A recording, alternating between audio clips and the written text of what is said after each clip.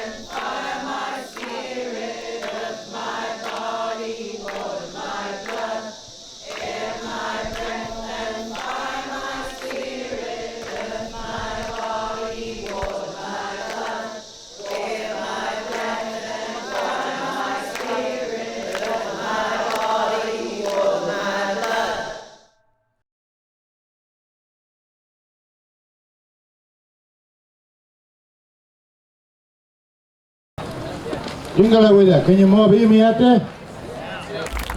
Morning, fellow blighters. Or should I say, fellow heroes. Thank you so much for coming. I want to give my respect to the caretakers of this land, the past, the present, and the future. This is my love of, when I wake up, love of Aboriginal culture from a white fella. What a wonderful mob, eh? What a wonderful gathering. Great support. Hey, good gathering of humanity here in support of the future. That's what we're here for, the future. So in a little bit of language, I'd like to give you something from the old people, sort of like a blessing, you know? It's just about coming together as a people. So bugul be nya nyabe ko ngara nya gumi ngongi ngare la nya bayanyi gangani malanya jabelelengi malana dana bet bigara ngi. Oh, hey, my old people, look at all these beautiful souls standing here together. They sing and celebrate together. Yawai, humanity, the future. Bless you all. Enjoy the music, eh?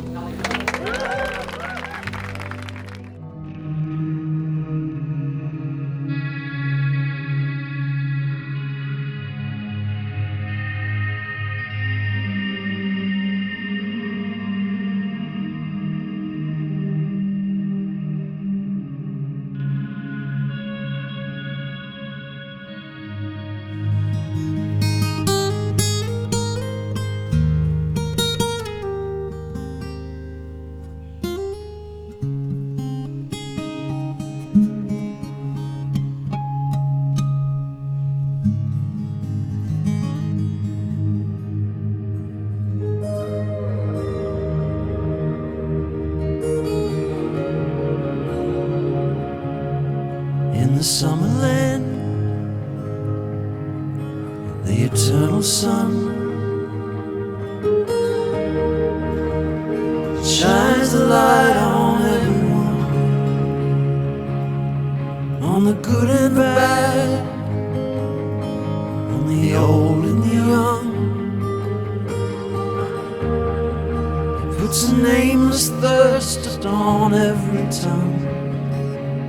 In a land once marked for timber, for cattle and for cane, there's a memory of Eden we'll never see again. And secrets held in the palm of every hand. Don't let us take for granted what we have in the summer land. There are special places around Australia that are under threat every minute of the day at the moment. These are places that should not have mining. This is one of those places. In the summer land, I've been watching the dolphins play, while the end of the world waits for one more day. Best keep your treasure stored, but no one can steal your joy. And no thief gonna break in and destroy. Don't always go gentle into that good night, my friend. You speak the truth placed on your heart. Seek justice till the end. Though our greatest deeds are only castles in the sand. Don't let us take for granted what we have in the summer land. Calling all our community together to recognise how wonderful we are. But for 40 years, people have come here to say, let's try and live a new way in love and cooperation and respect. Oh, what a beautiful life up with an open hand. Let there be no secrets tonight. Let there be peace on the summer lake. My friend, we'll make us the best we can. Lord, help us tread light as we walk. Water is life, and that's one of the main things that all this is about. You know, if without water, we're history. You know, it's just not an option. Buggering around for the water is just going to wreck everything. It's in the summer land, eternal summer. It shines a light.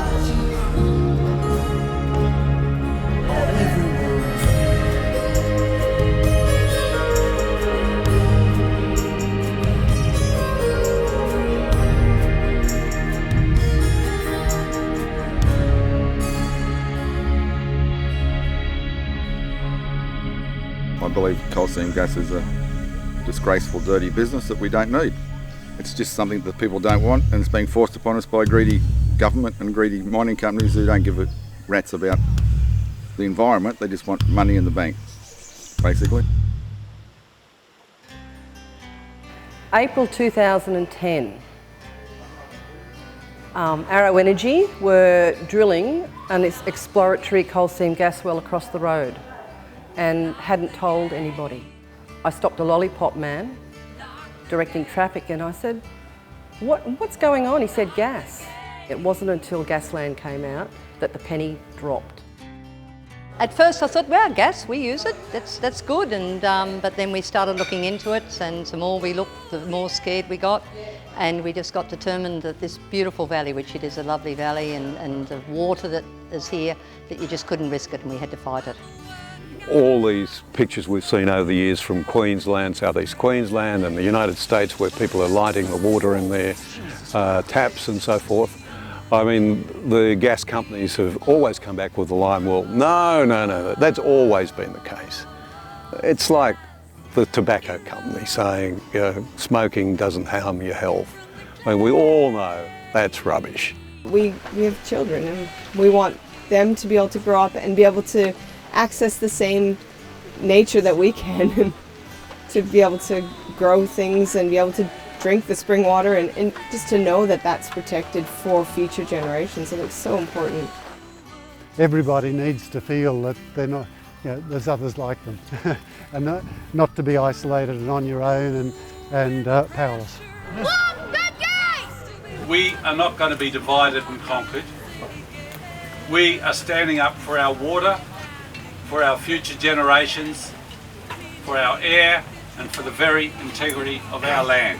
It's just a nonsense to say that we're all dull bludgers and hippies. It's just a ridiculous thing to say. They're not protesters, they're protectors. When we get called extremists, you know, I get this indignation where I want to, you know, I stomp all around the house replying to the newspaper.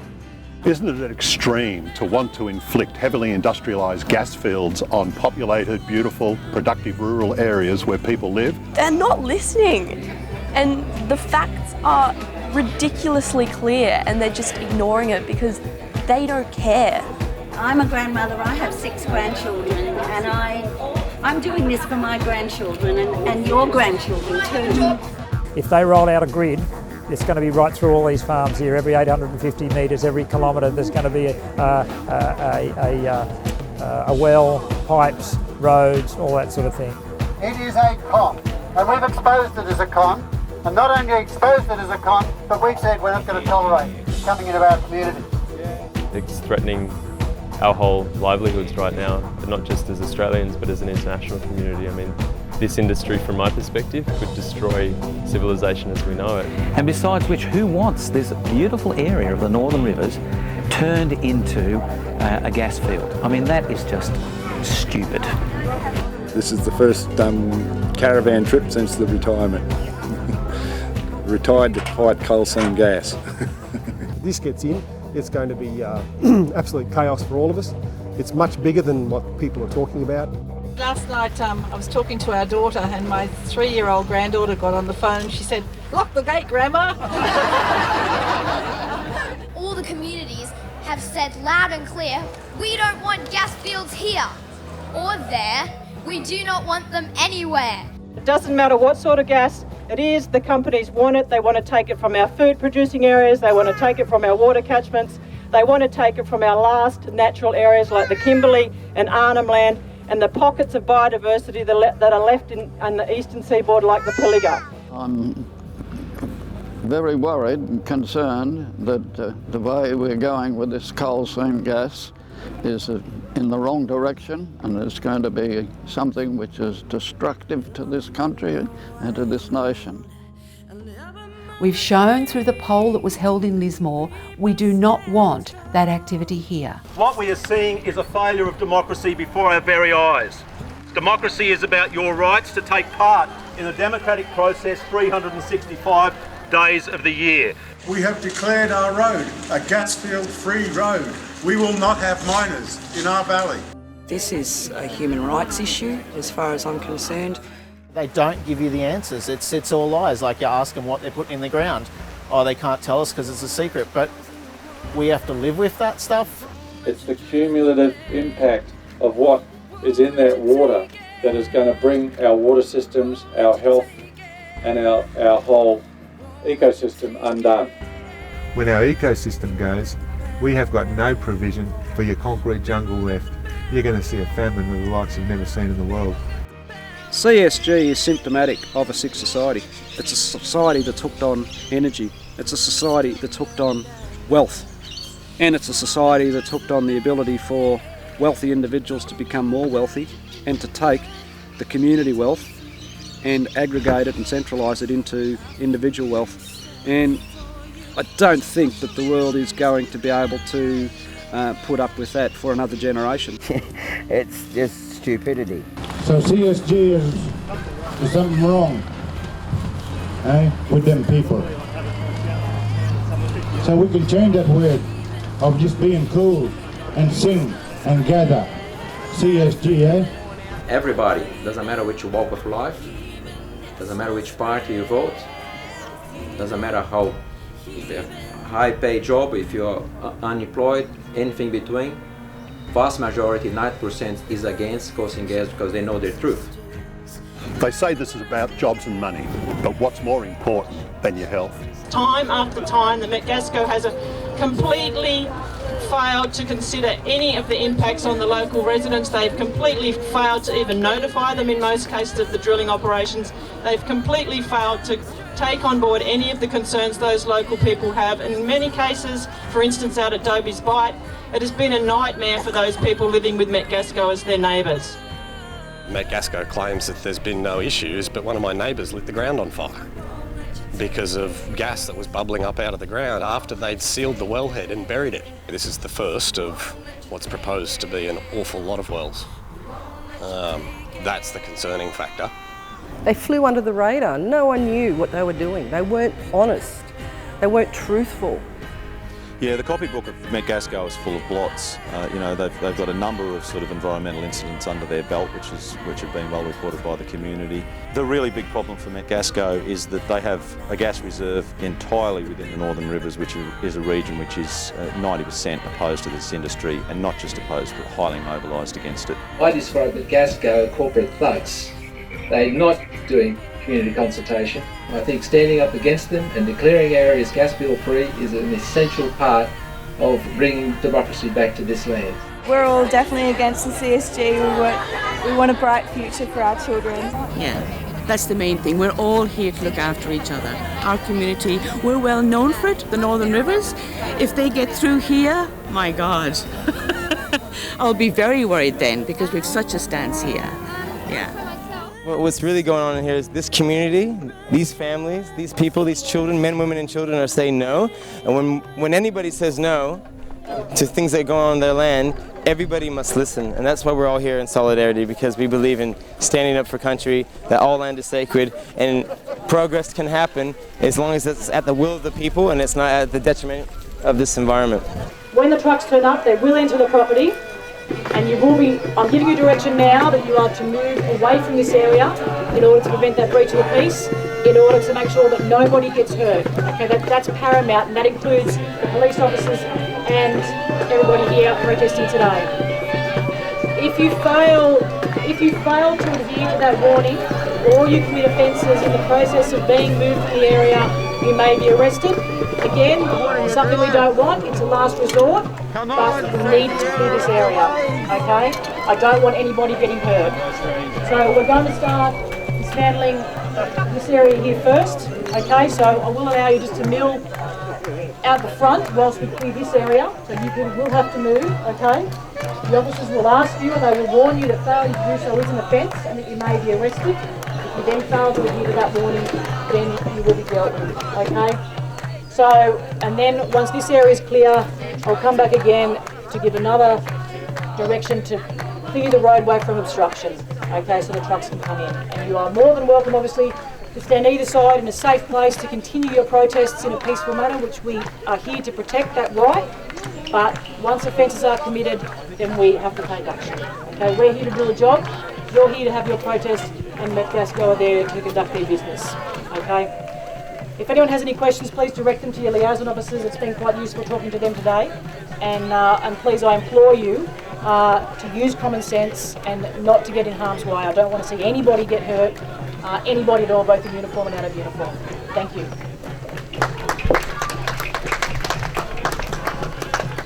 Okay.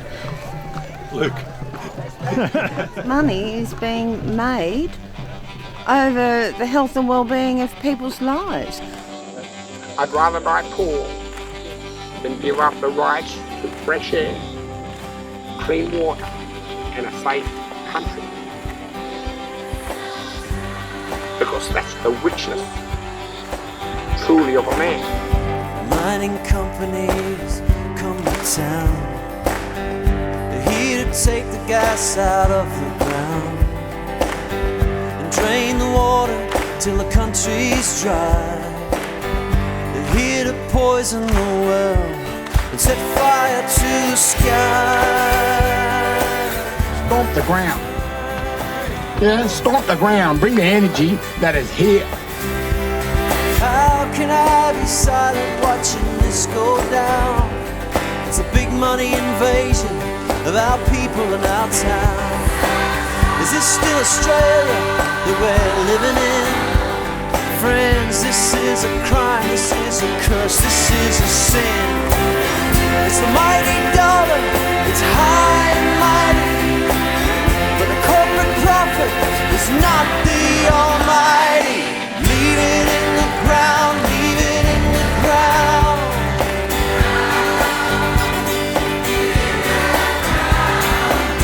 How can I be silent watching this go down? Leave it in the ground. Feel it in my spirit, friends. This is wrong. They've sold the country underneath us for a song. Why would you waste this land away? I hear the voice of past and future generations say, the mighty dollar is warm and inviting, but the safety of our food and water, that's a fight worth fighting. Come on, leave it in the ground, leave it in the ground.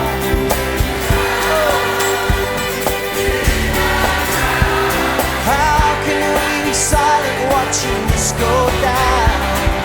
Leave it in the ground. Leave it in the ground. We have to find a better way, 'cause nobody believes it's safe unless you're on company pay. What's happening to our legal system? We don't want our legal system, one of our great standbys, to be taken over by corporate interests. Australia's choking on the mighty mining dollar. We've done wrong to this land before, but not like this. Step across this line, we're stepping into the abyss. This is a rape of our earth. This is reckless plunder. A land of greed and swindle has become a land down. Well, I say leave it in the ground. What do you reckon?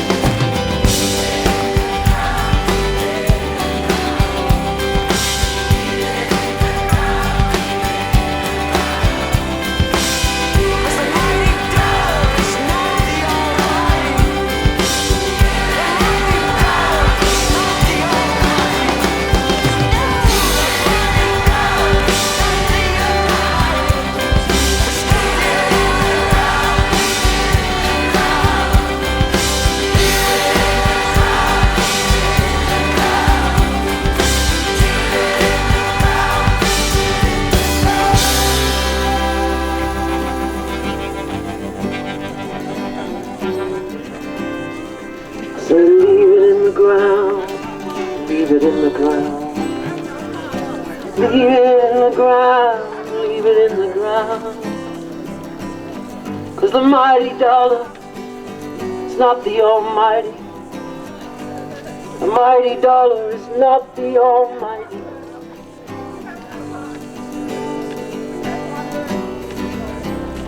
Leave it in the ground. We think back to the Terrania protest. That was the first forest blockade in Australia. It was the really start of everything that happened at the Franklin and all that. So from little things, big things grow. This community has a strong passion for the environment, a strong passion for social cohesion, and I think it shows other communities that you don't have to be a mammoth community to be able to have a victory. The community has always been a happy community and a big union. The common goal is get rid of metagas, get rid of dart and arrow. Don't allow them to do any unconventional gas in the North Rivers. The same if they have a big sport team that everybody go together for that team. But that's in this case is actually protect. Everybody is protect their region for their own life, for their children's life, for the future generations, and also to prove to other people in Australia, in the world, that it's possible you combat greed, corruption and dishonesty. We, the people, need to stand together. We need to make sure that we let the mining companies, not just Metgasco now, but any others that may be in the wings and wanting to step into the breach, we need to convince them that they are not welcome here.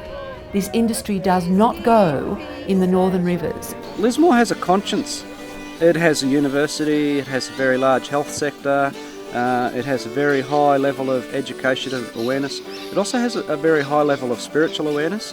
If you look at the demographic in Lismore, there's a very large number of people with degrees or postgraduate qualifications. We also have the history of the Aquarius Festival. Prior to that, we had the history of the dairy industry, which has been through ups and downs. Prior to that, we had the history of the timber industry that went through ups and downs. So Lismore and surroundings used to dealing with adversity and used to dealing with crisis, and it's used to dealing with those crises on a event by event basis. Where CSG campaign is different, it's drawing all of those people together to work. It does not suit our beautiful food bowl. It does not suit our beautiful tourism industry, and it does not suit our rainfall and our beautiful fresh air. So in every way we need to stand up, be peaceful about it, non-violent direct action, but do whatever it takes to convince mining companies that they are not welcome here and to go away. Not only are we protecting the land as we did at Terrania, but we're skilling up all the young people. Like I feel like I learnt skills and grew up in Terrania with the knowledge that the community can come together and we can win with non-violent direct action. And I feel like that's what we're not only protecting this place, but we're giving that to our future generations and our young people to know that deeply, to have that as an experience that they can carry forward. It's really, really powerful.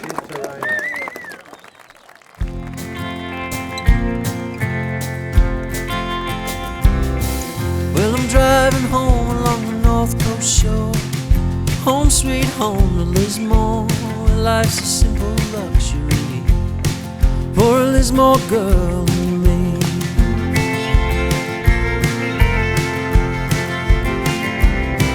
The sun's coming up, the river's gone down, it's a good day in our river town. We love the company of Lismore girl and me.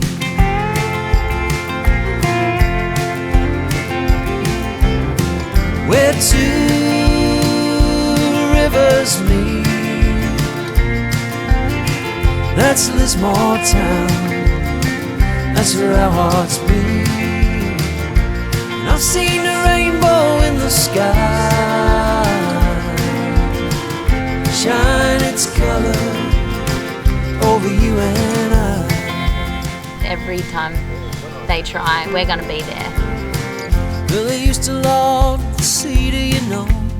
Now we're happy just to watch them grow. We got the forest, we got the sea, darling, we got it all.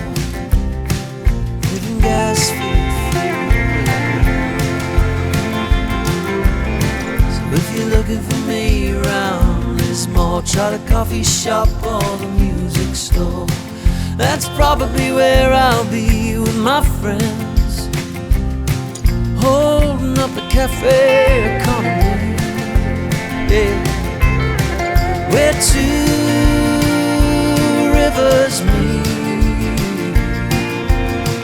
that's Lismore, live more, love more town, where our hearts beat.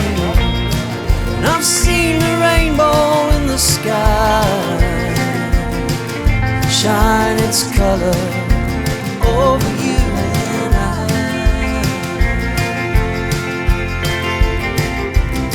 Singing, oh, what a beautiful city, what a beautiful city, oh, what a beautiful city. How about that, Lismore City? Hallelujah. Yeah, the rich and the poor are welcome in the city, young and old are welcome in the city, weak and strong are welcome in the city. Lismore City, hallelujah.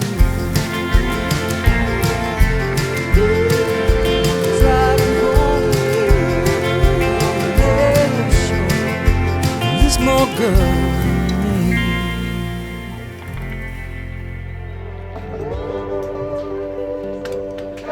What do we want?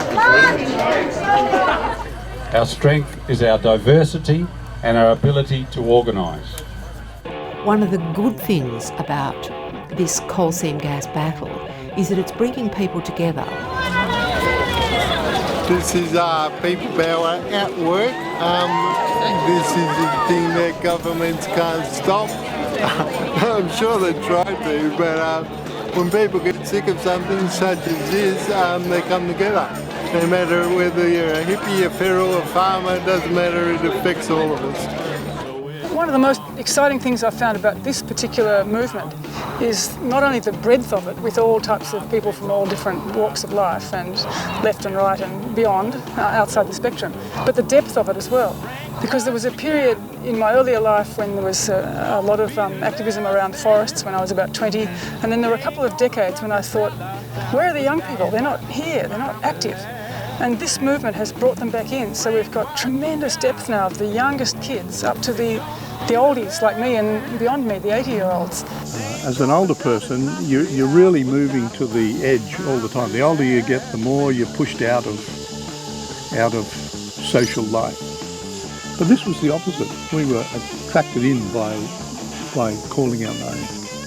And it's all arisen from this strange thing of a blockade, of giving expression to your own objections about what's happening, and realising that that's shared by young people.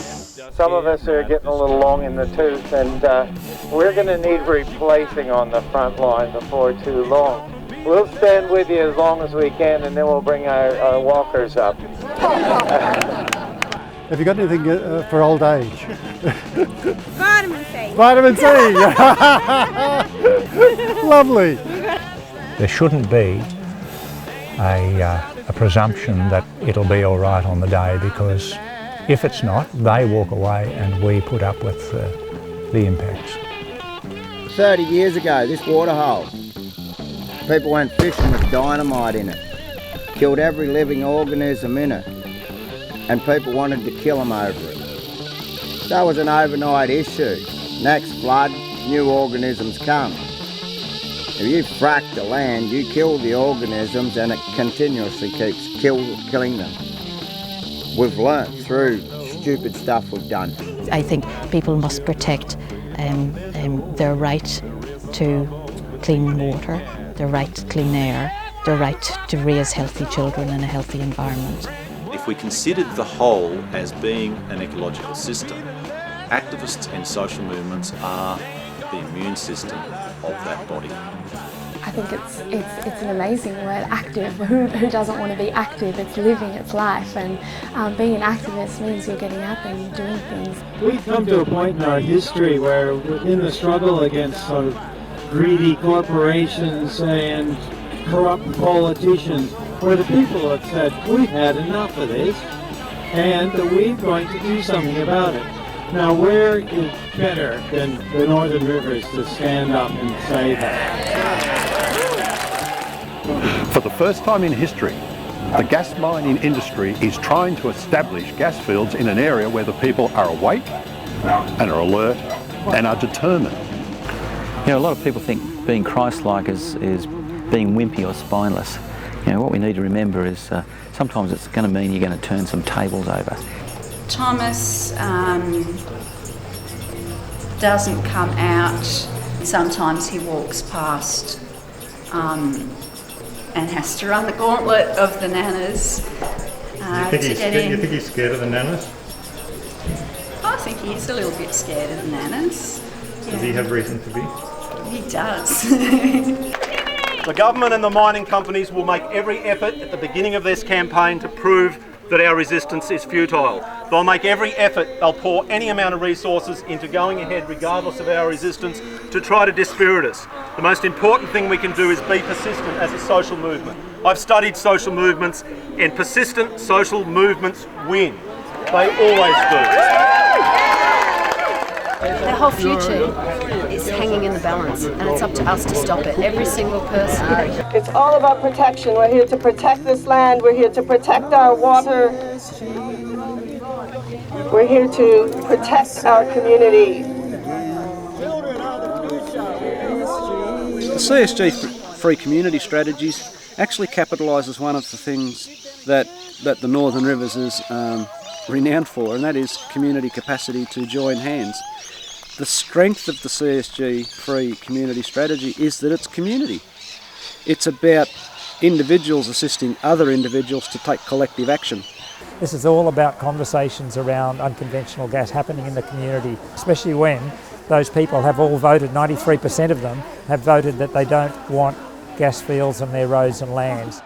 Even by the time we were launching the Shannon strategy, myself and other members of the social movement were just looking at each other with amazement and disbelief at the size of this social movement. It was like a tsunami coming upon us. While there is no formal legal power to what this community has done, there's moral and social power in it. It's a political statement, and this community will do what it takes to defend this beautiful region of ours from this destructive industry. Okay, back to Luke.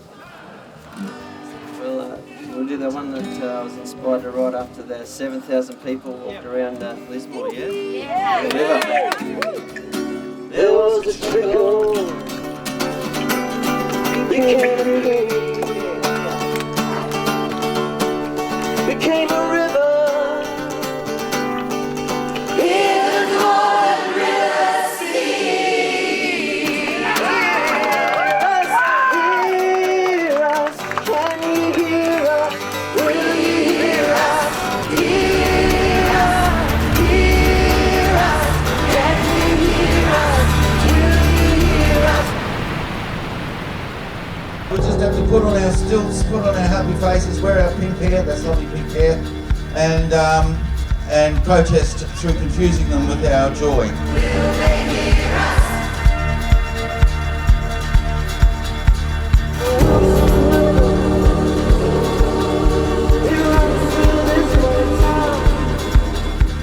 We kept thinking we were hitting our head against a wall. It was like pulling teeth, but it just all went. People got it. It was really good.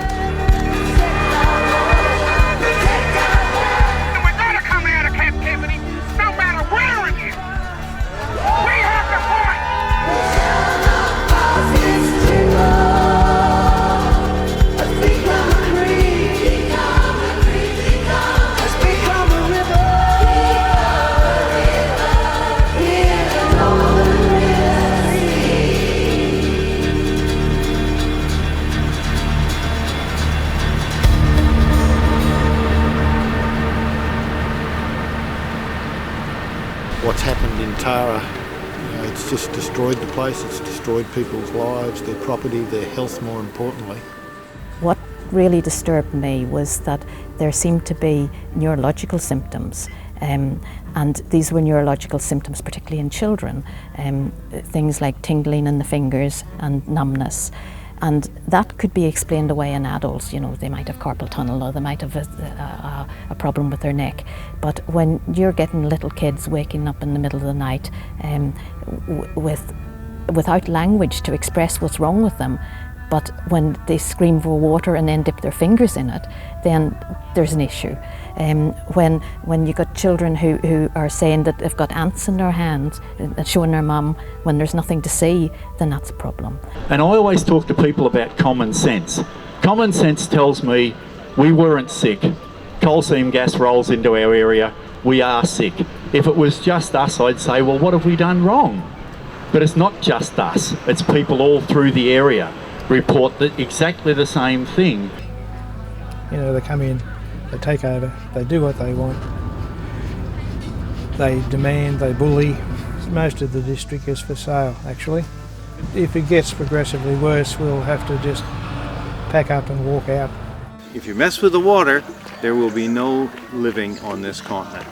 And that's what we have to stop here, and that's why it is so important that we stop this right here, right now. They're not going to benefit the community. They're going to rape the community. They're going to rape the landscape, and then they're going to leave. Oh, they like it. And there is so many parts of the whole infrastructure that can potentially create a disaster. And it's already happened possibly with the Condamine River. So, and to me that's a disaster, but it's going to be a greater disaster the more projects come online out there. So, you know, that once you've, squeezed the toothpaste out of the tube, you can't actually get it back in. So why are we doing this? Once the water table is lowered by this activity, the springs won't run. And all the farms in this area, in this Bentley area, their main water supply is the springs. It's a completely untested technology that's ruining water all across the state, but also all across the world. It's an absolutely unknown quantity that governments and state governments are allowing to happen because all they really care about is the moolah. Traditionally, when these companies go into an area, they deliberately go into an area where the people don't have power. A lot can be excused when there's money. And then, of course, they're talking food security. I mean, forget it. This area will never be the same again. They cannot drink their rainwater because of the proximity to the gas fields and the infrastructure that goes with them. Genocide gas fields. And when children cannot drink their own drinking water, fresh rainwater, then something is really wrong. We've seen what happens in Queensland, and as people of the land who see water in action every single day of our lives, we know very clearly that water is the basis for life. Without it, we're rooted, quite frankly. Some people say this is an issue of individual rights, the right of a farmer to have a gas well on his property. But what if that gas well is illegitimate? What if this development is going to ruin the country for all of his neighbours around him? What about their rights? Whilst we totally respect the property rights of this farmer and every farmer in New South Wales, and we would never trespass on a farmer's land, once that farmer passes occupation of that land to a mining company, Metgasco becomes the occupier of this land, and that situation changes. Community's over it. Community's over it. There's no social licence to this type of business here. How dare they come here to wreck our water? No one knows where the line is. That's the problem. No one knows where the line is. We have a right to clean drinking water, and they're defying that. And the fact that they get out of the Clean Drinking Water Act and the Clean Air Act and all those kind of things, that doesn't include them, is absolutely ridiculous. If they're a safe industry, they shouldn't have to be excluded from that act. The basis of any economy is the ecology of wherever it is the economy is being conducted. We've been slammed, and we are determined to make sure that the rest of the country won't be slammed. Sadly, Queensland has really been a test case for the rest of the country. We've seen communities in New South Wales actually learning from the Queensland experience. I think the industry went so fast here, it kind of caught us all off guard. We're mobilising now, but what I think you can be really proud of is the fact that you're now helping other communities to resist coal seam gas. Without clean water, I just couldn't imagine my grandkids' lives, you know, being slowly poisoned and sick. I just couldn't. I had to do something. I had to do something.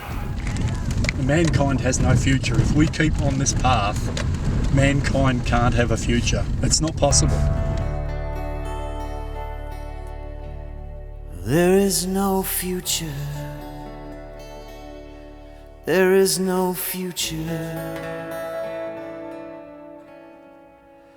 on a dead earth.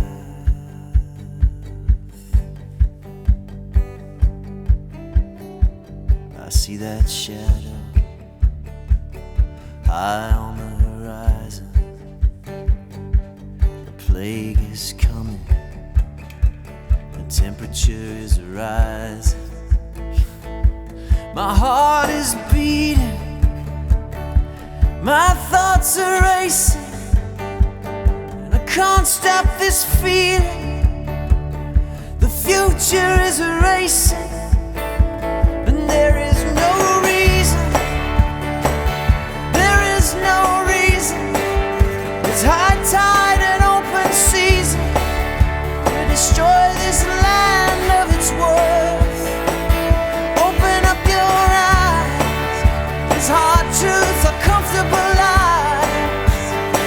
But there is no future on a dead earth. If you can't drink the water on the hard and dry days, if you can't breathe the fumes from the gas fields that knock you sideways, and if the parliament always surrenders to those who represent the pockets of the money lenders, then there is no future.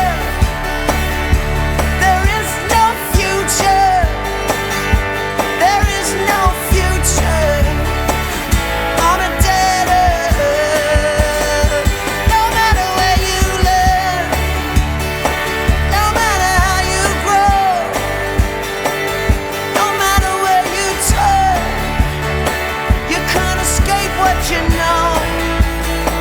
And it may not suit you, but there is no future on a dead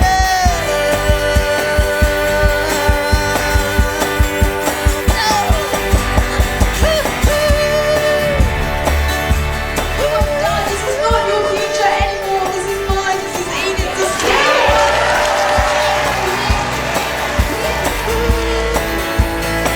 And maybe it's our time. It's our time to shine, shine, shine. Declare to the whole world what this country's worth. 'Cause I believe in a future for my children, and a future for your children on this good earth. And there is no reason, there's no reason, there's just no reason we can't make this future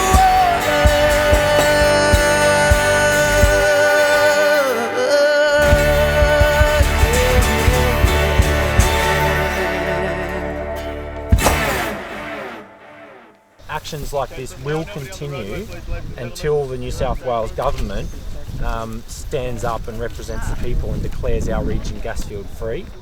I'm one of the people who thinks we do need mining. As long as you've got to put 200 or 300 tonnes of steel into a wind turbine, we're going to need mining. I just don't think the mining industry should also be the government.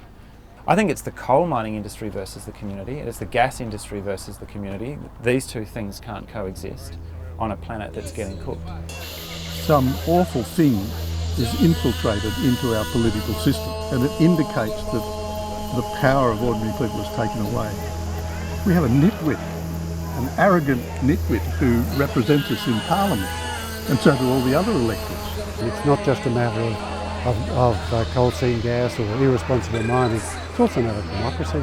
It's about transparency and whether local communities have a right to have some say in the determination of what happens to them. The control of mining companies over the political system in Australia is a crisis in democracy that Australia has been heading into at least since the Second World War, if not before. We should not have to do this. Our government should be protecting us. When we go into any situations, and I go overseas on relief to disasters, the first thing you establish is clean water. We have clean water here, and people want to pollute it. For what? For something we don't really need. Water is life. It's that simple. I think our military is used for the wrong things. I think our political system is corrupt, and our people are used overseas for the totally wrong reasons. Certainly not being used to protect Australian interests. I think they're false, the reason we're over there, and they should be back here protecting us from this invasion in our own country. You've got to do what you got to do. Yeah, we all do.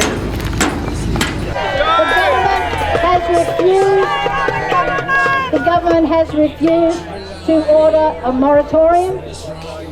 We've been waiting for weeks, months for some actions, but they're conspicuously silent over this matter.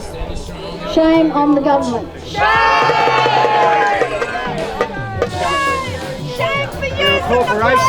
We are not against the police.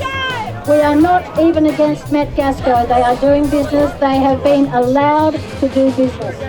A bad business for our environment, a bad business for our water and our air, a bad business for the kids that are getting sick.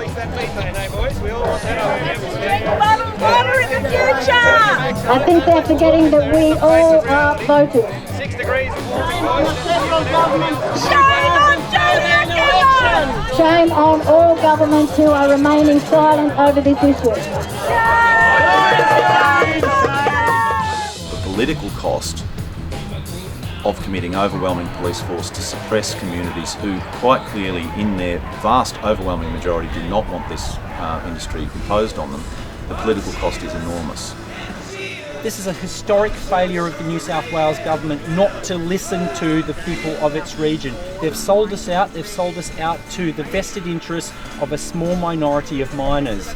Well, I think we're at a time in our country where it's kind of really obvious what's happening, and what's obvious is that a majority of our elected leaders are addicts. They're addicts, and liken it to being addicted to ice or heroin or anything else. When a family member is addicted, they will rip off their own people to get more of their fix, and that's what we're seeing happen at the moment. We have resource companies, we have government agencies, and we also have elected officials who are so addicted to resources at the moment that they are ripping off their own people. They're ripping off their own country, and unless we have an intervention as a people and as family members, we're gonna see the demise of our countries. A government that's not for the people, by the people, but a government for the corporations, by the corporations, the lobbyists, and it's pretty much basically bribery. Every now and then, capitalism goes just a bit crazy, and that's what's happened here. The fossil fuel industry, in the last few decades of its life, has decided that it's going to go into areas that it never would have done in previous generations. So we're getting stupid ideas like coal seam gas, or underground coal gasification, or shale gas, and we've also got the mining industry buying their politicians. The C in ICAC stands for corruption, and this is an industry that is corrupt and corrupting, and we've seen it, not just coal seam gas, but the way that big business is influencing and mediating politics at the moment is actually frankly terrifying. The corruption's complete. Public servants do their job and this industry's gone. Look, it's pretty confronting being in the federal parliament, and I'm sure my state colleagues feel the same, being in their state parliaments. You don't see a lot of community members walking the halls. You see an awful lot of big mining company executives And sometimes you don't even see them because they're behind the closed doors. They got in there first and they have access like no one else. And our leaders that we put up there are nothing but puppets. Why are the government paying the police to protect this corporation? We've got to get our governments back. And, you know, I think if the everyday punter realises that, we might be able to. We have been to the houses of power. We have been to the parliaments. We have spoken with them. We were part of a larger campaign throughout the land Australia, and in fact around the planet, to block fracking, to stop fracking, to stop this gas rush, as Alan Roberts called it. This is about gas, but this isn't just about gas. This is about our ongoing duty of custodianship for the region that we live in and that we love. Please stand with me! Please stand for your children! Take your rightful place as sovereigns and owners of your own lands! Isn't this supposed to be a country where people choose, like government of the people, by the people, for the people? Where's that all gone around here? And you wonder how our government and our politicians can possibly think that this is the right way to go. Surely they've got children and surely they're thinking about their grandchildren. When Henderson was in the AGM and I happened to be present in my St Vinny's suit sitting up the back, not allowed to speak, but that was enough to be there. He put an equation on the board and the equation went like this. It went jobs, jobs, jobs versus grandchildren. And he said, this is the one we're having the trouble with.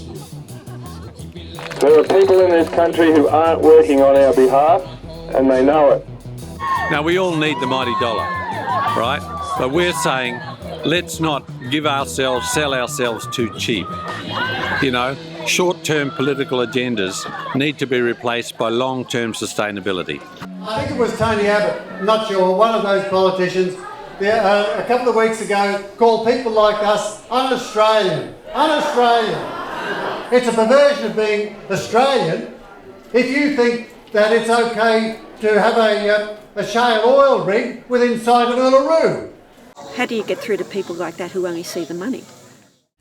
This isn't a country where mateship means getting together with a few mates to rip off the public purse. No, that's not what mateship is. Mateship is what exists in this camp.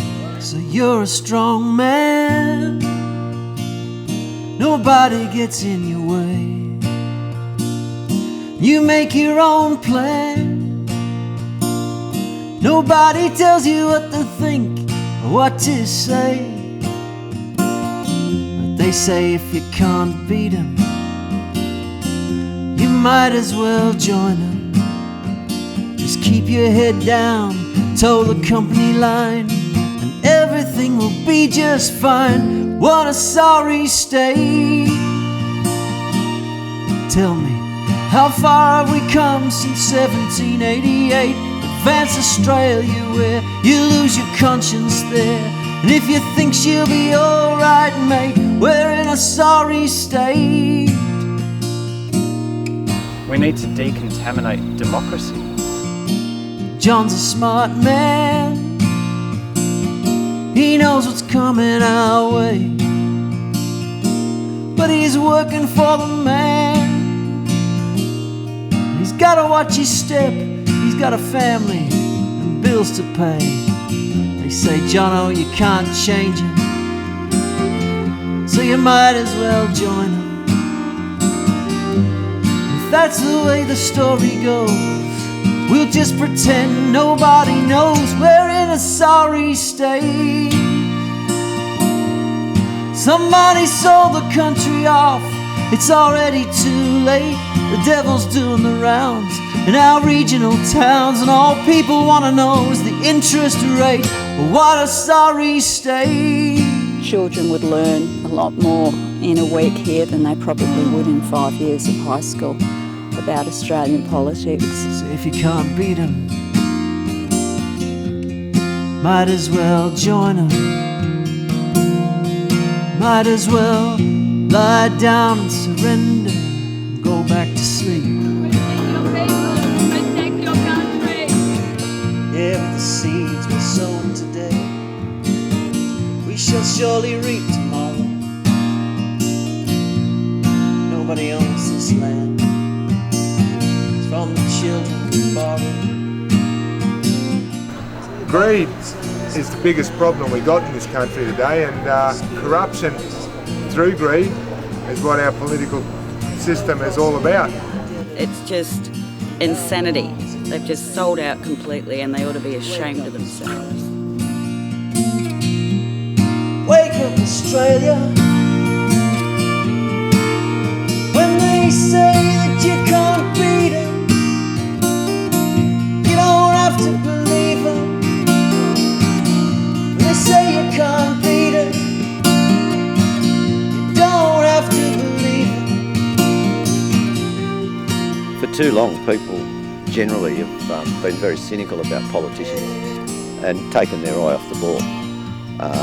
As a result, we've got politicians to some degree that we deserve, and as a community, as individuals, we have to get more proactively involved in that electoral process, in the democracy in which we live, if we want it to be a real democracy. Otherwise, they'll just take it away from us. Musicians are standing up, all the artists are standing up, the people are on our side. The only people who aren't on our side are those who work for the gas companies, employed by the gas companies, or hoping to make money from these gas companies. Everybody else is against it. When the drill rig came into Glenorchy and Doubtful Creek, the feelings were the same each time, and it was a major sense of hurt and of shame that this sort of practice can happen, that people can make these decisions that are putting this pressure onto communities that don't want this sort of industry in their area. I also felt a big sense of sympathy for the people who make the decisions for that, for this all to come in, and the workers and everyone, they're people too, and they're making these decisions that, to me, I just can't see how it sits well inside of them for the rest of their lives. Where they're actually probably fly in or fly out or drive in, drive out workers. They've possibly bussed from Queensland, the seismic companies from Queensland. It's not local employment. That's one of the advantages of taking your workers from another place. A lot of these young men go back to where they came from and are lost to follow up. You know, they work for a few years and then they're gone, and you don't have responsibility for them in the long term. So, yeah, it's an issue. When I was talking to the gas miners, the Met Gasco workers, I said, how many of you people would come to work tomorrow if you didn't get paid? They just looked at me and I said, well, none of us are being paid. We're here because we want to. We have the passion for it. We have the passion to keep this country real and sustainable. I understand that people need to make a living. I'm retired myself and I have 11 grandchildren, and I want to see them be able to have make a living, but I also want them to have a world worth living in, and that is hugely important. Most of the people that are working in Queensland are working from New South Wales anyway. They don't even live in Queensland, you know, and in Victoria. My brother-in-law said, my neighbour just came back from Queensland. He'd been up here on the drill rigs and he said, it's atrocious. He said, it's the most unsafe place he's ever worked in his life. And he said, and there's spills all the time. He said, nothing gets reported, but there's spills all the time. And he came back, but he had to sign a document that said he wouldn't talk to people about it.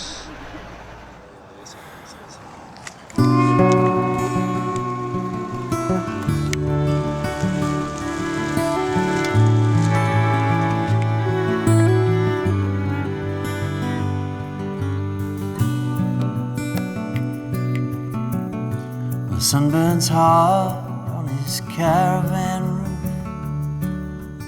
The road is sticky hard and black.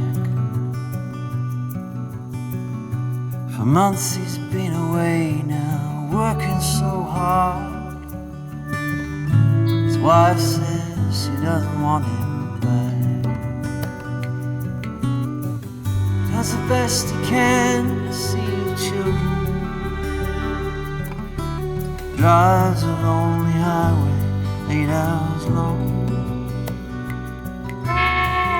He's tried to keep the family dream from fading.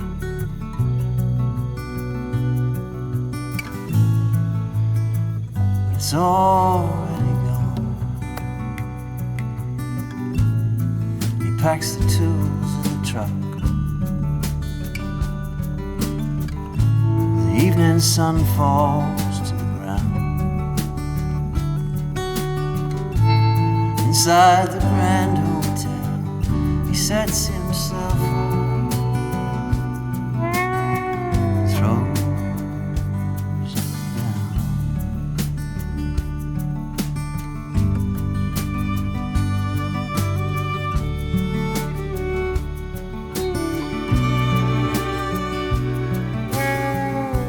life can be a joke sometimes.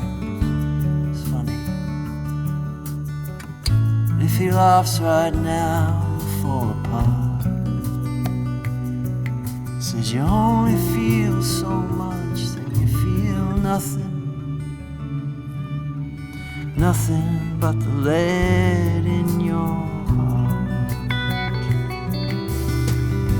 In 2 weeks his baby girl turns 7.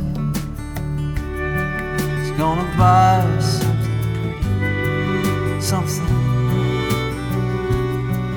Let her know Daddy loves her. She's a special little girl.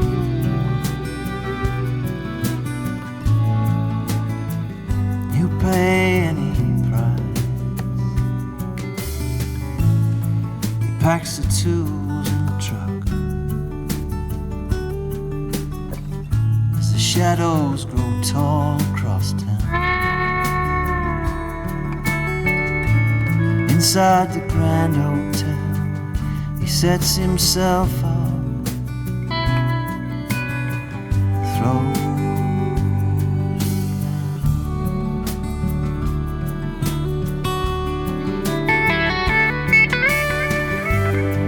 there's a high, there's a high. Someplace I can't see. There's a high, must be a high waiting for me.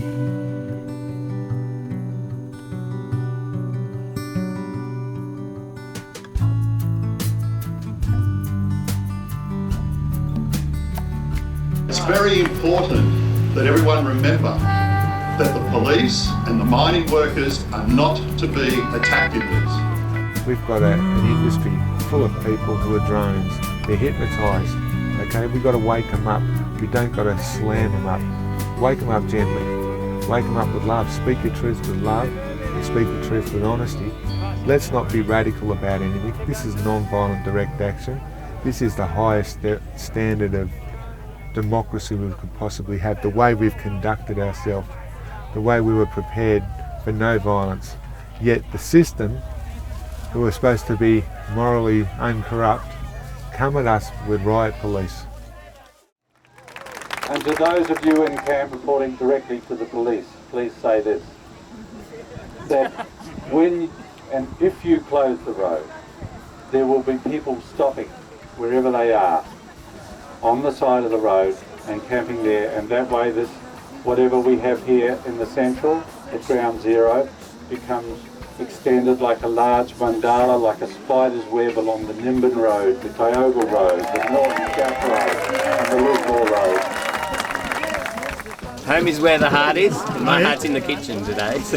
Oh, that was funny. I was cooking breakfast here just like I am now. I saw the truck come in, grabbed my phone, took the photo, plugged it into my laptop, sent it off onto Facebook sites and onto Lock the Gate Facebook site, and got back just in time to save the eggs. When we were coming out of Grafton Jail after refusing, out of the watch house after refusing bail, and Alan and Benny and I spent an interesting night in the cell there, and this big sergeant comes bursting in the door with a big smile and he says, "G'day, my name's whatever it was, But everyone calls me Shorty. And this coal seam gas is bullshit, isn't it? I'm going to get you out of here as soon as I can. We succeed through resistance, and ultimately we succeed through persistence of resistance.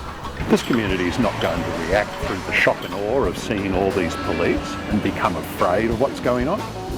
This community's got the style to react with humour and drama. Oh, the police have got your name as well. Dave, get my good side. Yep. Look at that. That camp is really, really big now and getting bigger. Just in the last 48 hours, cars and tents and vans and horse floats have been coming from everywhere and grabbing their little plot of land, trying to avoid the soggy cow poos. Something that's blown me away is how this community and the communities come from here within a kilometre to 500 kilometres away. They've pitched in. We're a peaceful population blockading an enemy and unknown entity that's trying to deny us access to fresh water and soil, because the command system of the New South Wales government has been shown to be corrupt, and they're accepting donations for corporations and other entities that may be owned by foreign governments. These acts are actually acts of war, and any prisoners that are taken are either political prisoners or prisoners of war. We create the scene. It's a dramatic confrontation, but if you do it properly, then you humanise it. The police are not your enemy. You're simply trying to point out the injustice of this system and the destructiveness of what they're trying to do. You're doing it in a very theatrical and dramatic way, but you have to be non-violent. You have to really make sure that everybody knows what's expected of them. Everybody humanises the situation, but you're determined. It is a fight after all. We mightn't be using violence, we might not even use violent language, but it's a fight. And we're not here just to make a symbolic protest. We're here to stop these people coming in. Just that way from me, thanks, sir. You're playing under duress. Yeah. Man come to my house, shades and sealed his eyes, put his foot in the door and invited himself inside. He said the rush is on. He said don't you be late. Sign on the dotted line and take that lock from off your gate. I told him no. You gotta leave it in the ground. 'Cause if you pull it up, our future's all run down. Now my neighbor's got a wellhead poking out from his backyard. He showed me his check and he shrugged and he said, now ain't times hard.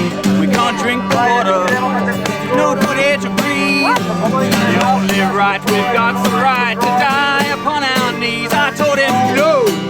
If the supervisors are here and if you choose to use your vehicles, it might be a good idea to do so now. So if you are a driver of one of the vehicles inside and if you've still got the keys with you, it may be a good idea to move it now. If you don't, it is likely to be an impounded vehicle. Keep talking. Well, you can see them in a hurry, throwing money at your mind for renewable energy sources. Tell them you're out of time. We gotta stop this now.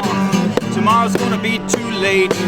After the horse is bolted, it's no use to lock the gates and tell them no. You gotta leave it in the ground, but if 'cause if you pull it up, our future's all run down. We're telling you, if you pull it up, our future's all run down. So leave it in the ground. Yeah. Going the wrong way. Just need to go that way, down the hill. Just down the hill for me, thank you. Just down the hill.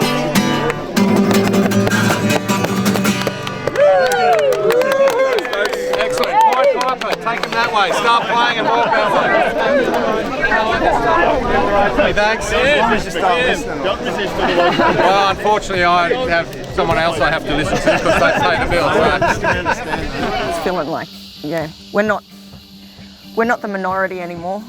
We've crossed that boundary where the people behind us, the communities, actually seems to be talking to us again. I just thank God for the people of Lismore have risen up and went, no, we're not having that, and the people in this whole area. We've just got to show some leadership, basically. Until you actually get a social movement operating, until you've got the community really leading the way in opposition to something, the scientists and the technical people are too intimidated to come out and call it for what it is. The only way to do something about this is to take direct action. Your politicians are not going to do it for you. The people in power are already sold down the river on this. So it's just every individual saying, I can do my bit. These are the people who have said they will stand at their front gate and defend their own country. They will not let a gas company come through their front gate. So you've got to ally that non-violence with the preparedness to stand up to these people and be brave. I'm just gobsmacked time and time again at what we're achieving as a united community. And I am proud that you, the community, have made Lismore the beacon of leadership against gas in Australia. It's always felt like a big glow has been radiating out of the Northern Rivers, and I've felt that several times, Bentley of course, but other times as well. That, yeah, we're doing it for us, but we're doing it for everyone as well. I've got to know so many people I'd never met before. Everyone has. It's like this great big family. People power, that's what it does. It's not about numbers, it's about... It is about numbers, actually. We need more. We need more people. For anyone who hasn't been here and hasn't heard it, just appeal straight to their fear of missing out and say, my God, if you haven't been to Bentley, you are absolutely missing out on one of the biggest festivals of democracy Australia's seen for decades. Arriving at the Bentley Hotel, you could call it, the Bentley blockade, I'm struck by the organisation. It feels like a mini Woodford. You rock up, there's the chai tent, there's the kitchen tent, there's the wash-up tent. It's sorted, it's got lanes where you can park, lock-on lane. They've made it as homely as you possibly can, and yet you're still camping by the side of the road. Brilliant organisation, the energy, the time, the beautiful artwork, everything makes you feel like you want to come back. This is where it stops. This is where we tell these people, for once and for all, with our numbers, with our intelligence and with our voice. We have to make our stand here at Bentley and not let them in. There's so much power in this movement, and it's because of the diversity of people and the skills that those people carry, and the incredible network community that we've now built of all those people. To dissent is okay. To say no to something that is not right is okay. Direct action is like the Bunsen burner flame underneath the boiling pot. There's a whole lot of other things going on in a campaign, but honestly, it's that point source of flame that direct action produces that really causes the pot to boil. Eventually the entire political pot boils, it boils over, and there's a resolution. But without direct action we would never quite get that pinpoint political pressure. It's a bit of a tragedy for me in a way, because this is what I live for. Yeah, this is where I come alive in these situations, and I just love being with these sorts of people. It doesn't matter whether in the Northern Rivers or farmers out in the Liverpool Plains. People who bravely are taking their lives into their own hands and saying we're the agents of our own futures. And that to me is just as good a feeling as you can possibly get, when people do that. I heard there's a drill today. We're going to do a drill. Not that sort of drill. Our kind of drill. A practice drill. Let's reclaim that word drill. We love our country, we care for this land. We love our children, understand. This place is precious, this land is good. So let's respect Australia the way we should. And nobody's drilling in the northern beaches. Why try to drill into the northern rivers? A gas field wouldn't fly down in the northern beaches. So why try to flog it to the northern rivers?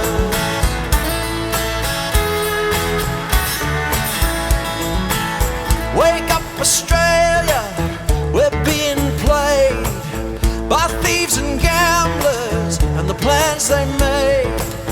But we'll see justice and the law put right when those deals made in the dark are brought into the light. And nobody's drilling in the northern beaches. Why try to drill into the northern rivers? A gas field wouldn't fly down in the northern beaches. Why try to flog it to the northern rivers? Nobody's drilling in the northern beaches.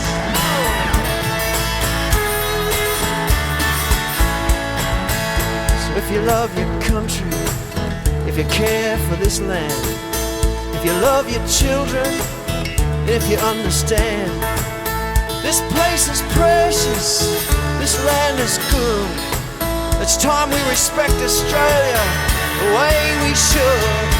Nobody's drilling in the northern beaches, and nobody's drilling in the northern rivers. 'Cause a gas field wouldn't fly down in the northern beaches. Why try to flog it to the northern rivers?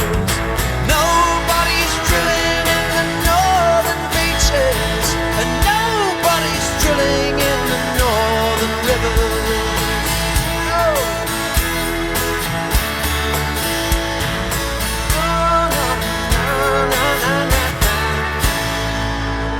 All our bird life, our kangaroos, our trees, the fish, everything that uses the water in and out of it have a right to have good clean water the same as us people do. This is the first time I've been involved in a protest, and it's been a wonderful thing to be here and stand side by side with the Aboriginal people. It's also been a really good learning curve that you can do a lot when you've got a lot of people behind you. I think that's another song from Mr. Lucas there. We're transforming the Northern Rivers into one of the most powerful and active democracies you've ever seen, and we're winding back the power that the mining companies have had over our parliaments.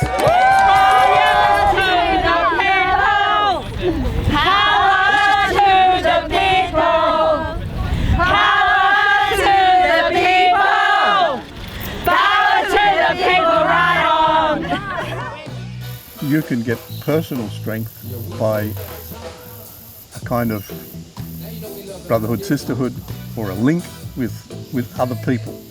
I really appreciate not just meeting people, but being able as a human to share things that we have in common, and that makes you a better person yourself. We're here to look after her. We're doing it because we love her, because we know our good spirit, our good wishes and our goodwill put back into her will make her stronger. It will make us all stronger. So when you're up here, have respect. We have burial places in this country, and these were 40,000 years of constantly renewing our rites of passage across our land, and now what we have put in here for 40,000 years, they are now desecrating.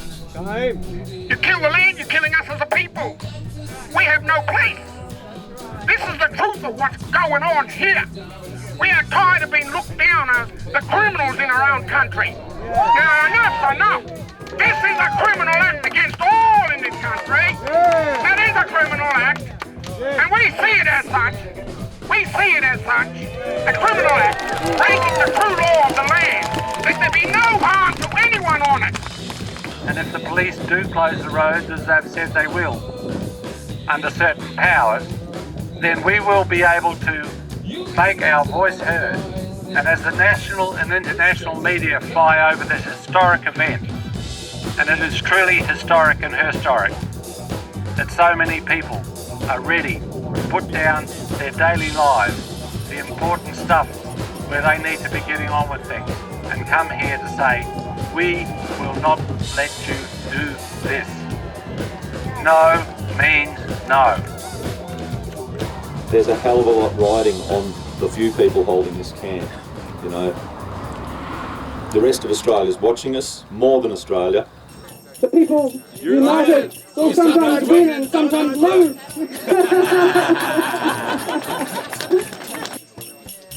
We don't want to be divided and conquered again. We've been there, done that, where we get in and we get corralled up the road by the riot squad. Okay? We need to think creatively about how groups of people can keep moving around. Right? So when we do this looping around our installations, so that one person might not be bearing the brunt of a sort of a sergeant or an inspector in your face, just keep circling. You know, be creative with this, but be involved. Don't just stand there passively. You will get divided and conquered if you do. Keep in your mind that we're the ones doing the dividing and conquering here. We're the ones making a stand for our water and for our land, and for our very freedom as human beings on this bit of earth under this sky. I'm really just an artist and a father of two boys, 13-year-old boys, and I'm just concerned for their future. And if, you know, as a father, I think I should make a stand for my children, you know, and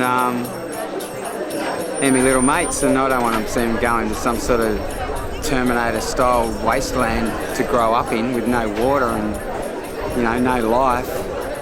The reason I love doing this is for our next generation, because we're always, the kids, we call them Jarjums, and the Jarjums are always here inside of us, and we look around and we see them. My daughter's 4, so I started trying to explain it to her, but I haven't gone in depth with it yet. We're scared for the future of our children, you know. We just want them to have a beautiful world to grow up in. I just want to thank my wife and my kids for and our partners, our families that have been putting up with us. You know, how long? That's right. We might be here for 100 days if our efforts are successful, but we will be here, and we'll be here in numbers like you can see today. All these people who've travelled out, and these people are real heroes. These people are coming from all around the northern rivers, and they're saying, no, we don't want to live in a gas field. We don't want a production gas field. We want to take care of this land for our children's children's children's children's children.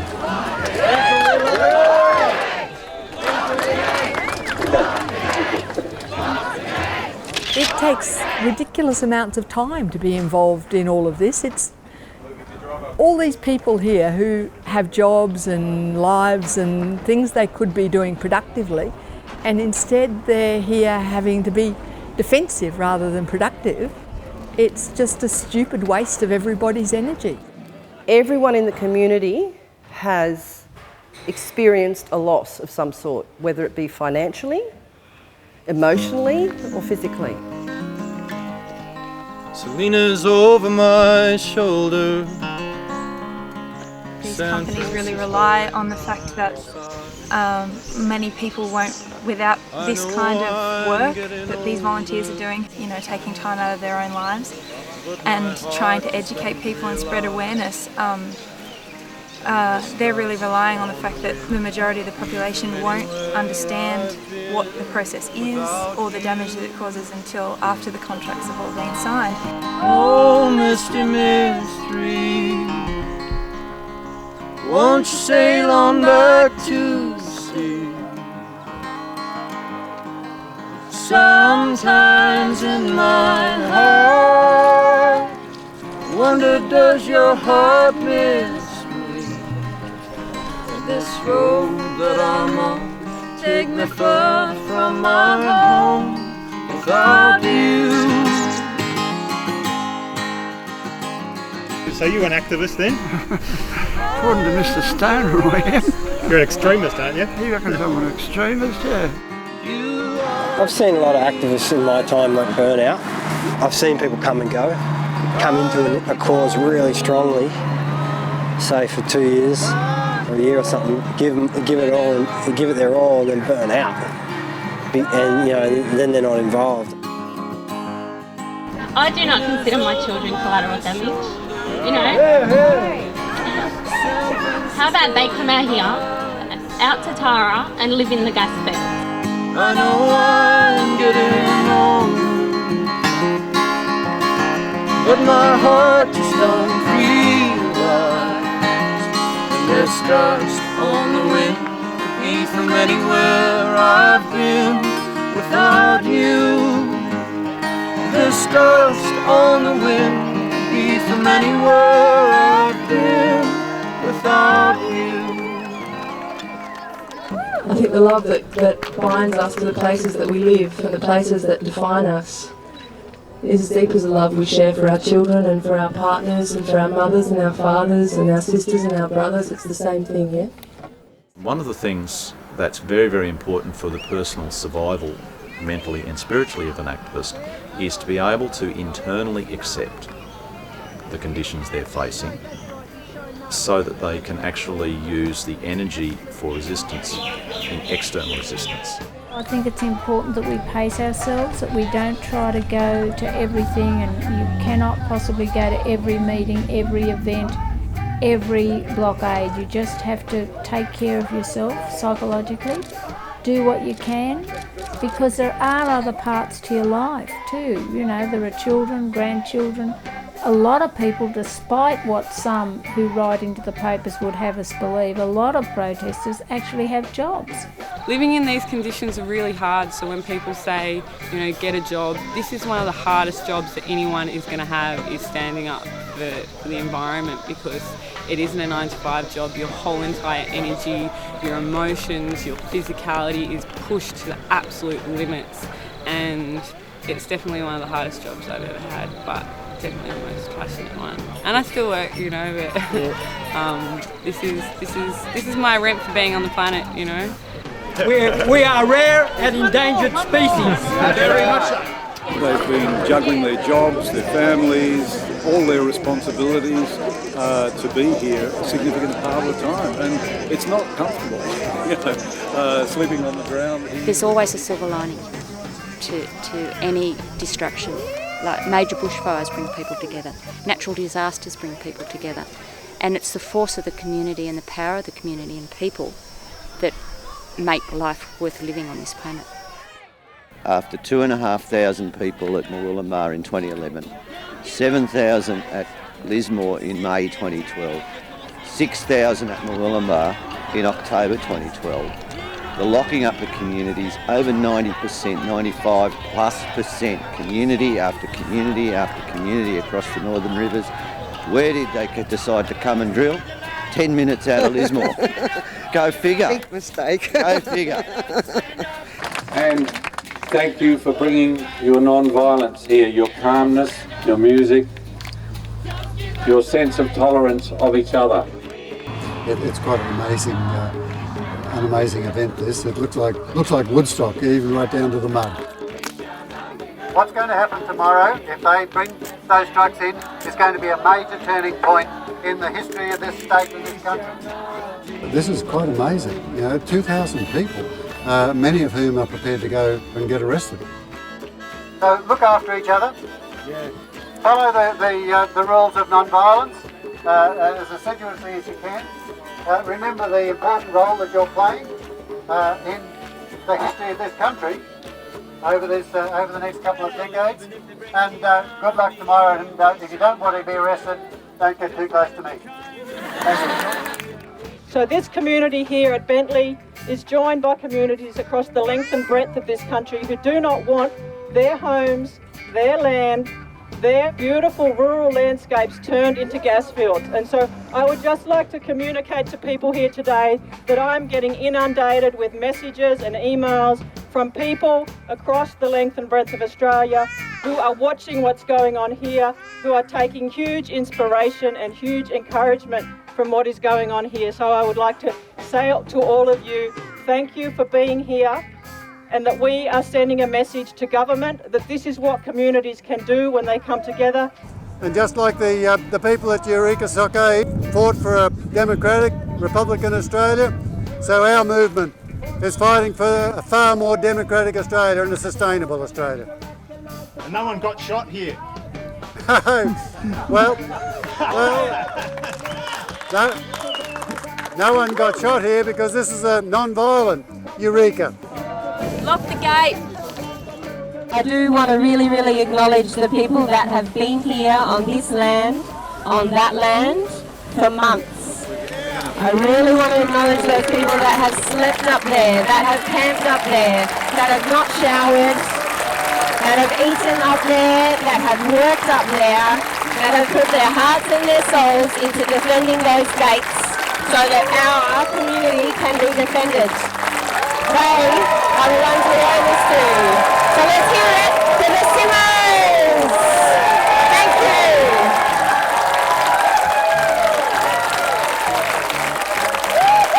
We love you, we appreciate you, we acknowledge you, as I acknowledge each and every one of you that are here and that are watching at home. And elves have been creatively working at different times of day and night to make this a very strong statement, something that I don't think has ever been done anywhere else in the world in this form before. I wasn't reading about it in our newspaper, we weren't seeing it on TV, but suddenly social media feeds filled up with this angel at sunrise and this kind of misty landscape, and that looks like 2,000 people. And what's going on there? You know, footage of the scale of the camp.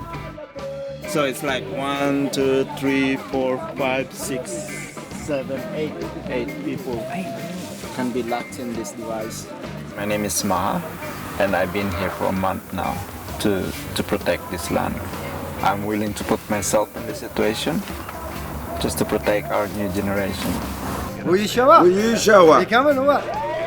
The banner up the top here, Gas-Free Northern Rivers, is the lintel on the posts, which is the creating a gateway. So now we have a gateway into the blockade, into our statement. So we pass through the gate into this amazing gathering of people here standing together. The pyramid itself is a focal point. Up the top there, it points to the one up there. And it's just beautiful. We have an angel at the apex. So what's at the apex is like, you're drawn to it. You know, so that shape is a very powerful shape, let alone the circle, which is all is one, unity, the earth, one. It's just wonderful. All this all happened just by ideas coming into their head. It wasn't designed in the beginning, it just all evolved, like all of this. People coming and putting their energy. That's what we call collaboration. And quality, working on the quality, because spirituality is about attention to detail.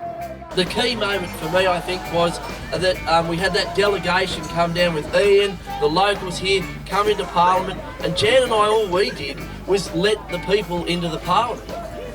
You know, it's a pretty simple idea.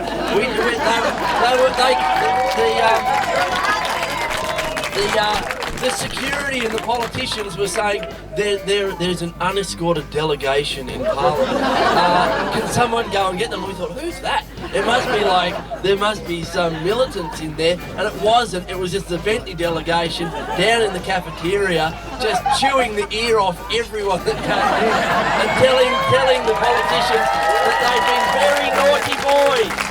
Very naughty boys. Talk about brinksmanship, you know. We're getting 800 coppers here next Tuesday, they say. And then, at the last moment, they make a decision because they realise there will be casualties as well. I'm just very happy there is no blood. Nobody's got hurt today, you know, like it's just such a relief. Nobody got hurt. I thought I was coming up here to get pepper sprayed.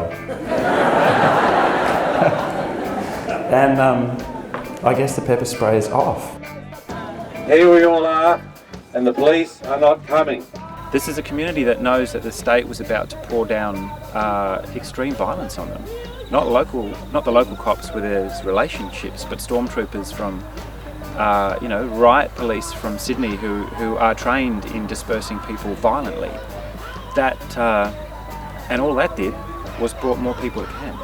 So how it looked to me is a classic escalation where you had the determination and the state government has backed down because they've decided in this instance that they don't want thousands of arrests and blood and people at risk of being seriously hurt. But God help us, how many times are we going to have to win an argument that way before we start moving to this transition that we need? I take my hat off to everyone here. You're very brave, dedicated. No one's here for money. You're not here for money. You're here for clean water. Yesterday at 3:45, McGasco chucked in the towel.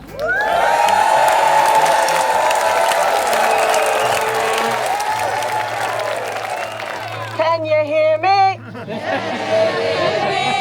I can hear you. Our numbers is what protects the Simmons.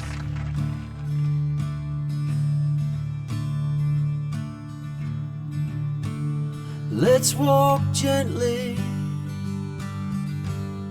on the hallowed ground at Bentley. Let's stand arm in arm for our neighbour's farm. Advance Australia fair, advance Australia fair. Her land, her water and air, her land, her water and air. For a change to come, for a change to come. A future for everyone, future for everyone. Yes, we walk gently, we walk gently on the hallowed ground at Bentley. Yes, we shed our plea. Yes, we shed our plea. With the New South Wales Police. The New South Wales Police. Advance Australia fair. Advance Australia fair. Her land, her water and air. Her land, her water and air. For a change to come. For a change to come. A future for everyone.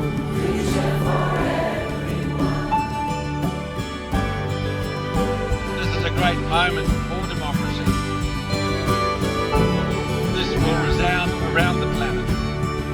From strengthening our way. Last night was a Category 4 social movement. Friendly farmers, an incredible bunch of people. We took on the big boys and we kicked their ass. We remember the natural environment. The Bentley blockade is the Eureka stockade of our era. We are the people of the Northern Rivers. Proud to be part of this community. Divide and conquer tactics don't work anymore.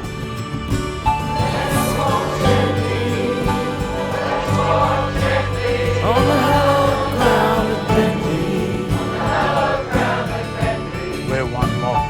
I'm very overwhelmed with what's happening, of the winning of the community against this multinational corporation. Just a phenomenal show on the screen. It's not just about Bentley, it's not just about the Northern Rivers.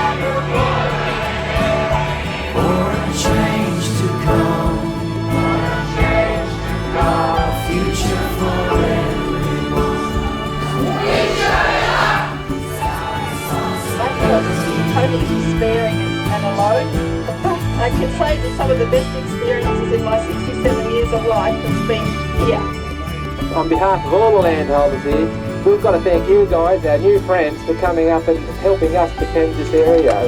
Thank you, everybody here. Thank you. We come here as protesters, when we're living here as protectors of this land, we can't take us down.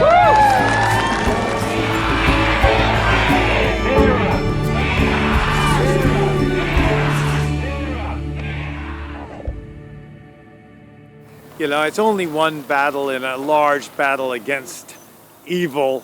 You know, the evildoers are still there. But we will celebrate because the community is pulled together. And so I think that's why there's so much joy in the camp. We understand that it's not over, but we have met Gasco to thank for one thing. Not for what they tried to do, but for what they did, which was to get this community pulled together. 90% of the people were against turning this area into a commercial gas field. And, well, let's face it, 90% of the people is a pretty good majority. And you can see it's still gas field free. I just want to say how really proud I am of you. Incredibly proud. I couldn't be prouder. It's probably the best moment of my life right now.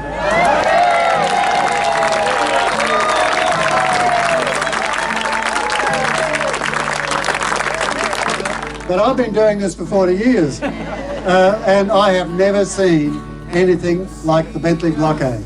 So thank you all very much. It's a real privilege.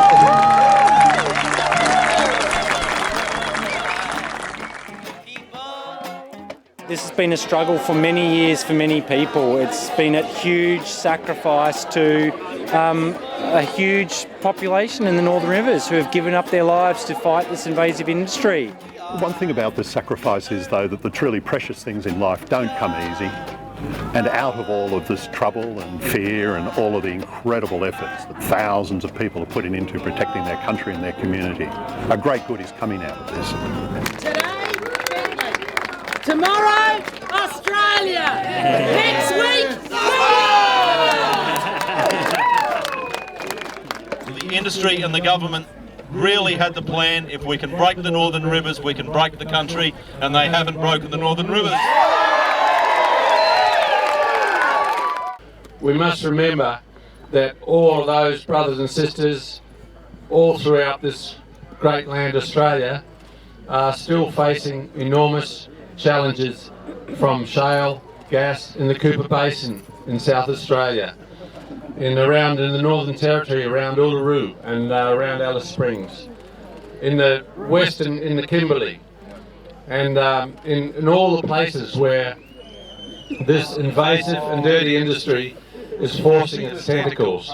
What is wrong with this nation that they're prepared to sacrifice children as collateral damage, and not even for a bloody Australian company?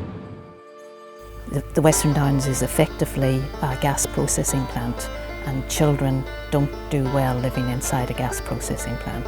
People power, no CSG. That's what the message is. We represent the populace from the forest to the metropolis. Raising consciousness, trying to save us from the ominous, monotonous economic monster that's on top of us, monopoly capitalism. We've had enough of this. Would you prefer to eat or drive a car? That's what it boils down to. Like, we want to do everything. We want to drive a car and eat, but what comes first? Our country's been destroyed before our eyes. We are seeing a change in our nation. I cry when I see what's happening to my country. I cry. This is a win, but in the big picture, it's a small win. We're going to hell, and we're going there quick. And people are worried about whether or not Queensland won the state of origin. I heard people say we live in a lucky country. I heard others say it's getting harder to tell. There are dark holes deep around this haunted country. You can't always trust the water in the well. Well, I'm tired of feeling betrayed by my own countrymen. I sure could use an honest friend, but my hope is worn right down to the bone. I'm sick and the sacrifice zone.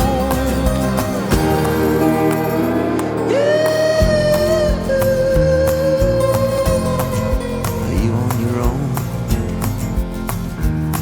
in the sacrifice zone? I never wanted to be on my knees. I never wanted a haunted life.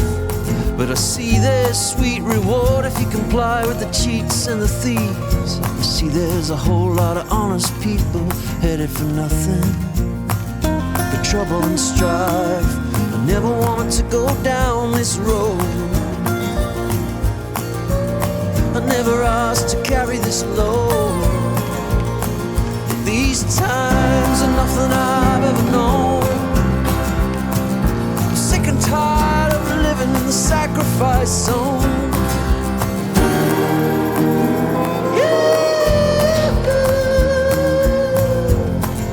Are you on your own in the sacrifice zone? We've got to keep fighting, people. Wake up. Wake up while you've still got a country. More than half of our continent is threatened by invasive gas fields and coal mines. And we need to build this social movement to protect what we love. And there's a story of Isaac and Abraham, and a great provider who supplies our need. But who is this who comes to sacrifice the land in the name of avarice, in the name of corporate greed? The sacrifice is made just to survive. It's true, nobody's getting out alive.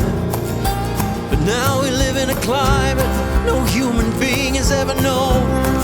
In fact, the data puts every damn living thing in the sacrifice zone. I don't want to see my country going up in flames, but they put every child's neck upon the chopping block to play their power and glory games.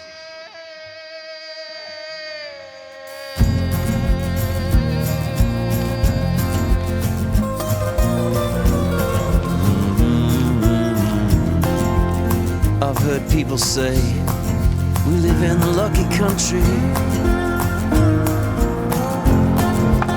I've heard others say it's getting harder and harder to tell.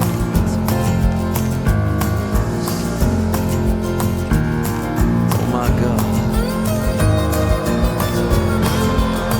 please don't leave us on our own. Oh my God, please don't leave us on our own.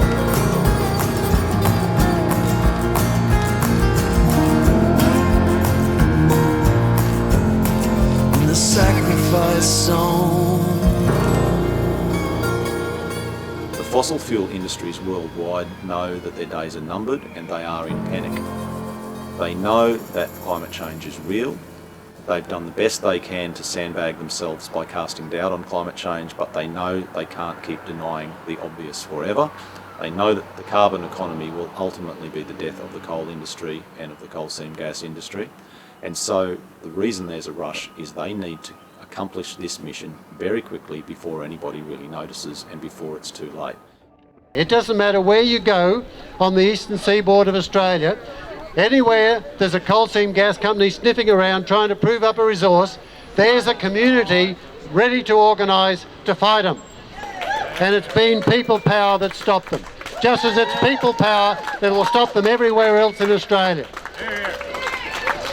So don't be gaslighted by these bastards. Don't be gaslighted by them. You have the power. You really do have the power to do whatever it is that you need to do, whatever it is you feel is right to do. So get out of those lounge chairs, get out of in front of those televisions, educate yourself about what the world is doing and where we're taking it, because it's on a downward spiral. And with your help, we can stop that downward spiral, and we can make this into an amazing world to live in once again. Are we feeling empowered? I am. Our social movement is actually based on love. It's based on love for our water, our farmlands, our communities, our wild places. And that's the thing that pulls us together, because we won't let those things be destroyed by greed. When our leaders fail us, ordinary people have to become heroes. That's what's happening. We were placed on the earth to tend the garden, and that means speaking up and saying what needs to be said. We don't know how it will go down, and it might be that we cry together and and share the grief if it doesn't go the way we want it to. And the reason I bring that up is that no matter how it unfolds, we'll know that we did this, that we're here today, that we're here tomorrow, that we're here the next day, and that we're going to see it through, and that we'll be at the next place if there's a next place, and that's what I call a beautiful and complete moment in and of itself. That each of these moments that we have together, we're doing that work. We're doing the work that needs to be done. The win against McGasco gave me such hope. It gave me such hope. It's an amazing achievement for the power of the people, of voice. Community, so important, and that's the way we need to be.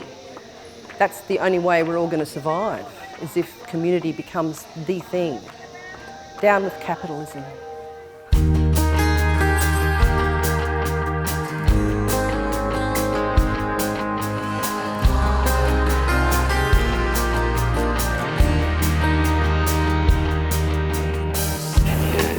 Imagine what people went through on the side of the road, Duff Creek, Lunoogie, that kind of stuff. And it's that really taking a step back and understanding that we have a model now.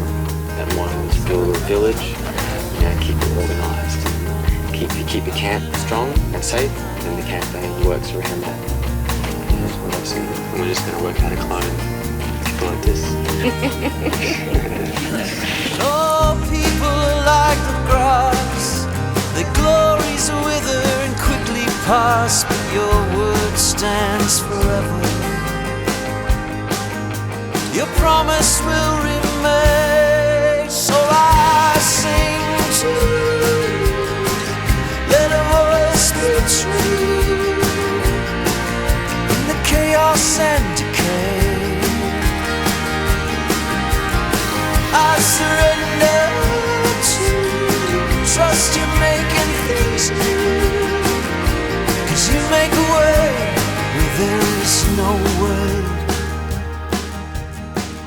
This movement can't be stopped. They've opened the floodgate and you can't turn back the time when it starts to turn. People are starting to wake up with a passion. For me, it's step out of your comfort zone. Do it. Just go beyond what your call is.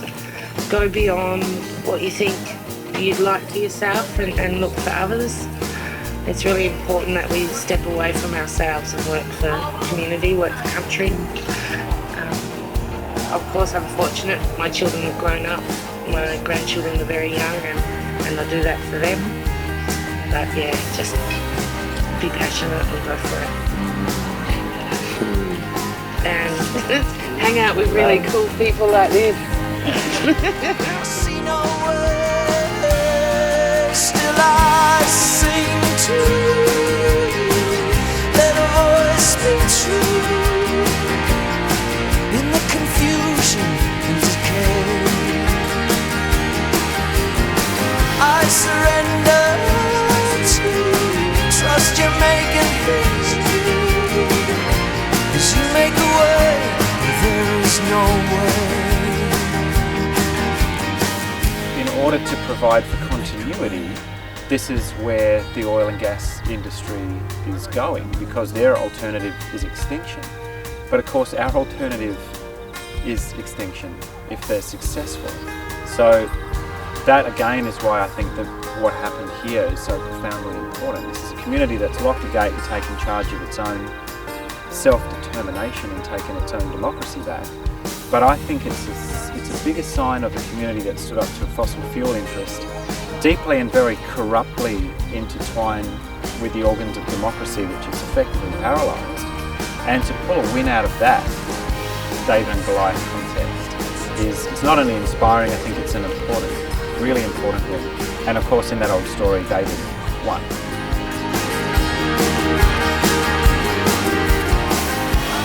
Spread the word, spread the joy, spread the message, spread the love. Yeah, that's really what's coming out of this is just, let this be the seed of transformation against climate change and fossil fuel madness to turn that tide. I'm really, really hopeful for the first time in a couple of decades that we can really see change in my lifetime. This is the paradigm shift in consciousness that we've all been hoping for. Now they've been working towards it, and it's here. I'm proud to be a part of it.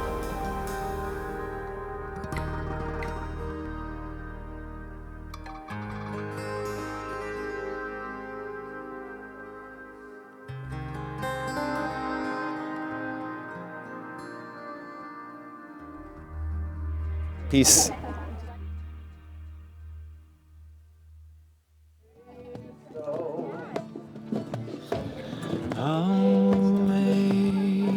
Amazing grace, how sweet the sound that saved a wretch like me.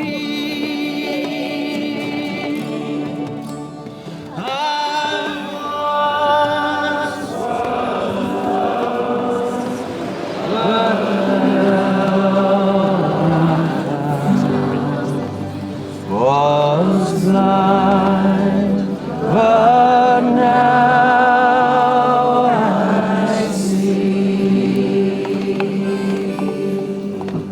Was grace that told my heart to feel, and grace my fears relieved. How precious did that grace appear, the hour I first believed. The Lord has promised good to me. His word, my hope secure. He will my shield and portion be, as long as life endures. This is not what people often call a NIMBY campaign. It can't be a NIMBY campaign when it's almost everybody's backyard right round the east coast of Australia. People power. Yeah, but we don't have to be violent, we just have to be very, very loud and persistent, yeah. Thanks, Timo. Good on yous. That gasket's gone! Hooray! We can save the world and have a party at the same time, so that's pretty cool. I love Simo! I love Simo! I adore Amazing grace, how sweet the sound that saved a wretch like me.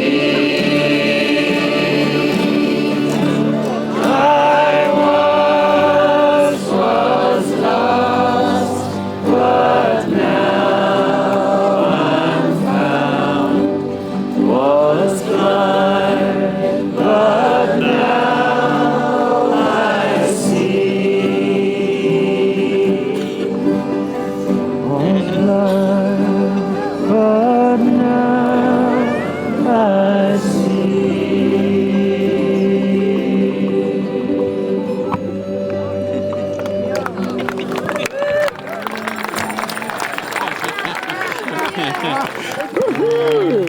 Bless you, darling. Yeah, you too. Bless you. Yeah. Ooh, we got a victory. Yeah. Do we let this light die here?